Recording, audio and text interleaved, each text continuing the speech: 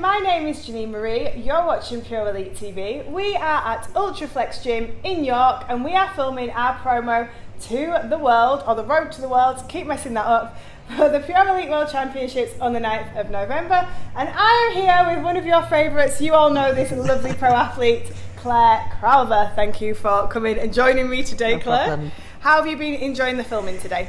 Really good, yeah. Nice to catch up with people again and, you know, sort of see how everyone's doing, have a chat with people about their prep and things like that. It's great. It's always good to have a videographer recording you so you don't have to record yourself. Yeah, absolutely, yeah. Try to balance your phone on everything. So, yeah. Yeah, it's like, am I still in shot? Am I still in Yeah, shot? it's fallen over. That's the worst. Yeah. So have you ever filmed with Lee before? No, never, no. So Lee is Lee Page from Invigor Media, who's filming our promo today. How did you find it? Quite easy? Yeah, really easy. Didn't feel like he was in my face or anything like that. It just sort of worked around what I was doing. Didn't, you know, like I say, get involved too close to me or anything like that. Maybe didn't make me feel uncomfortable. Just let you get on with it. Yeah. So what did you train? Legs. You've got to train legs at Ultraflex Gym because they've got so much equipment. Yeah, that's why I trained them, because everyone told me to. So yeah. How did you find the gym today? Loved it, yeah, really good vibe, yeah. It's a hot day and everything, but I'm used to that because my gym's always like a sauna anyway, so that's fine. It's hot, isn't it? Yeah, but otherwise, yeah, I really enjoyed it. We've got really good equipment and everything here as well, so. So when did you last compete with us? It was a while ago? It's 2 years ago, yeah. 2 years ago? Yeah, 2017 Worlds was the last time, so I've had a good break. And ready to come back? Yeah, ready to come back. New category, different physique this time. So yeah, raring to go. You've put on some size. I have spent 2 years adding some size, and now I'm ready to uncover it and see what's under. She's ready to show us what she's been working on. So what categories did you do in the past when you competed? Last time it was always tattooed muscle, and then I was sort of bikini fitness model, like that sort of in between the two a little bit last time. Which is always frustrating, isn't it? Being in between categories. Yeah, so that's when I sort of took the decision to take a bit of time out and start growing and work myself into to be one category. As it turns out, I had a bit longer than I was expecting because I was only going to have a year, and then it ended up being 2 years. So I sort of jumped another category now, and now I'm going for figure. So you're going for figure? Yes. And what other categories are you going to be doing at the Worlds? Tattooed as well. Tattooed. So You're coming back for tattoo, competed in tattooed before. Yeah. You also, when you very first competed, many moons ago, did transformation as well. I did, yeah. So how does that feel for you looking back on your entire journey from where you started to where you are now? It's just, well, like I say, it's just been a crazy journey, because like to think that I even stepped on stage, you know, if I look back 10 years ago when I was a big girl, you know, I had a lot of extra, you know, chubs on me back then, shall we say. So, you know, to think that if somebody had told me at that point that I would ever get on stage in transformation would have been, no, that's never going to happen. And, you know, to sort of then go and take it from being just you know, somebody who'd done a massive transformation to then, you know, going into other categories and stuff. And now competing in figure. Yeah, it's like, I'm always changing the goalposts. That's what's kept me going, really, that when I lost the weight, it was never good enough to just go, right, okay, lost the weight now, job done. It was like, what's next? Okay, want to get more tone, want to do this, right, now I'm going to compete, and it's just kind of gone like that. So I've always had a goal to work towards. And would you say that's a good tip for anybody that is on their own transformation journey, whether they're competing or not? Definitely, yeah. I say it to a lot of my clients because I'm a PT and coach, and I deal with a lot of weight loss clients and things as well. From the journey I've been on, a lot of people sort of believe in me and trust in me because they know I've been through it. And one thing that I say to them is always have some sort of goal, whatever it might be. It could be just to get in a dress for a wedding, or, you know, I don't know, Christmas or holiday, whatever it is. Just something that you've got there, because otherwise people get to their initial goal and then they go, right, it's done. I'll go back to how I was before, start eating the same things I used to eat, give up on the gym, and then boom, they're back to square one again within a couple of weeks.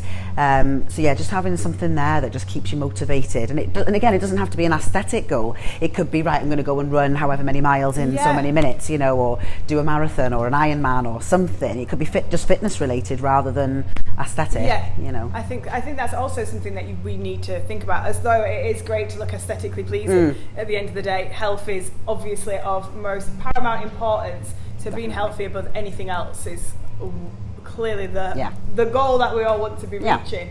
So how has your prep changed from the first time to now, would you say? The first time, well, prep's prep in a lot of ways, you know. It's always going to be about dieting and eating the same sorts of foods and training hard, cardio and all that sort of stuff. So in that respect, it's the same, but the expectations are just a little bit different, I think, in the way that you sort of think about it mentally. So the first time, you don't really know what you're letting yourself in for. You kind of go in with it and you think, yeah, I'm going to do this. and then the weeks go by and you get the tiredness and the depletion and everything else, and you feel a bit, oh God, what have I done this for? When you've done it a couple of times, you have a bit more faith in your body, so you sort of trust the process a little bit more.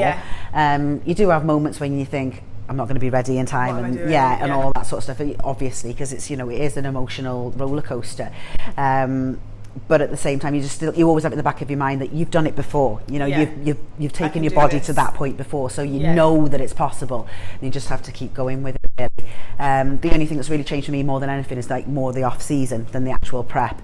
Because obviously I've added a lot of mass and things, so I've had to push my calories up. I've had to do like heavier and heavier and heavier training, and that's been a bit of a challenge for me, because when I was trying to add some size, obviously my weight was going up, and being somebody that's been overweight before, that messes with your head, because you start seeing the scales going up and you think, oh, I'm going big again, I'm going to turn into the person I was 10 years ago, and it's kind of hard to get past that sometimes, which is when it's good to have a coach to say, no, it's fine, you know, it's what we're doing, we're aiming for this, and you know. So would you recommend, because I think that's something, especially a lot of females, I myself can relate to, when it comes to increasing calories to build muscle, you can be a little bit, but we've been told our entire life by the entire world that women shouldn't increase their calories, we should all go to nothing and be this, skinny, that and the other. I, for one, struggle with it mentally.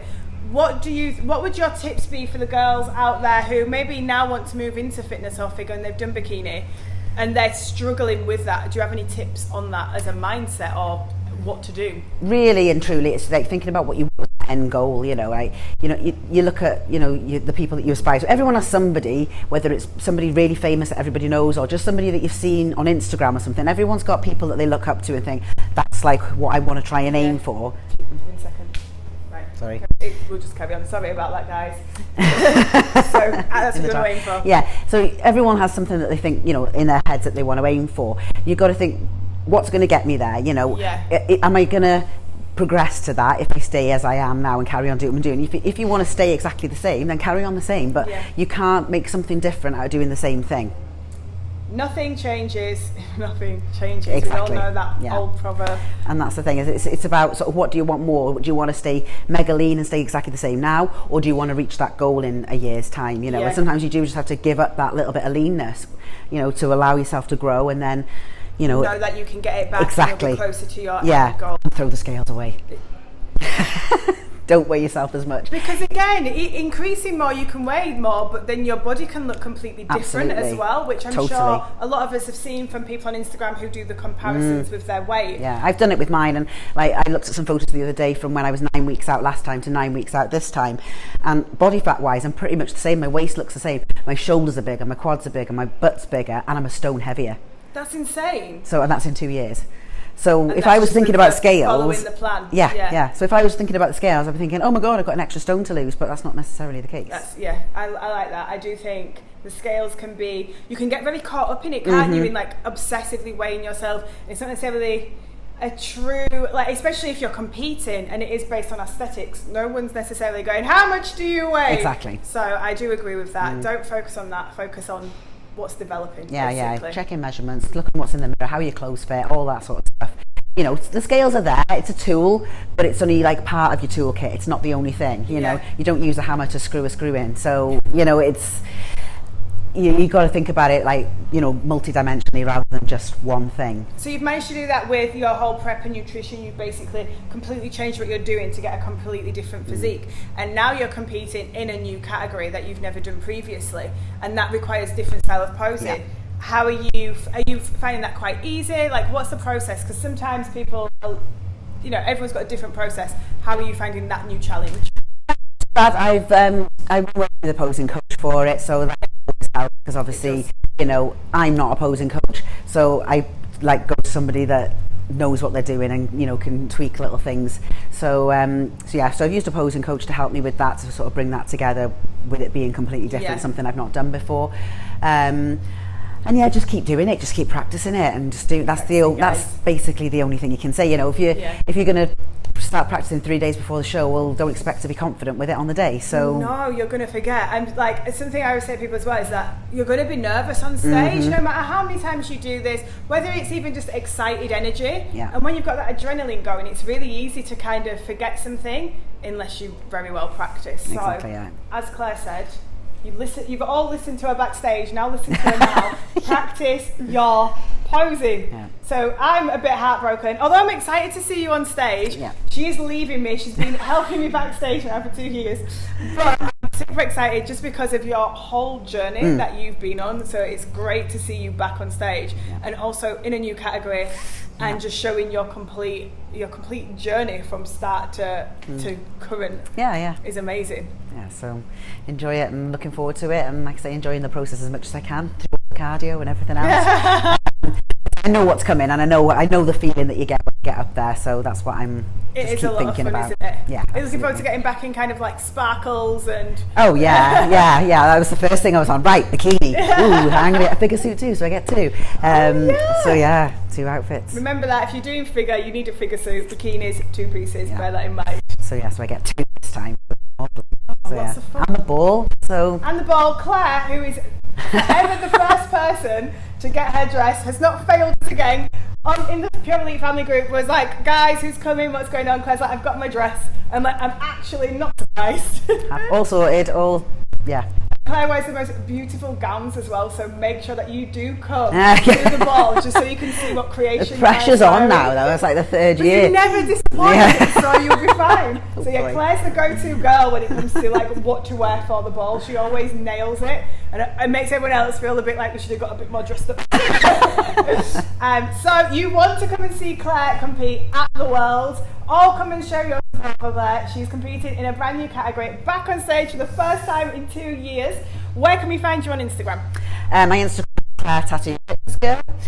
So yeah, you can just follow my journey on there. I've been putting quite a bit on, so make sure you do go show her all that love and support, because it is needed.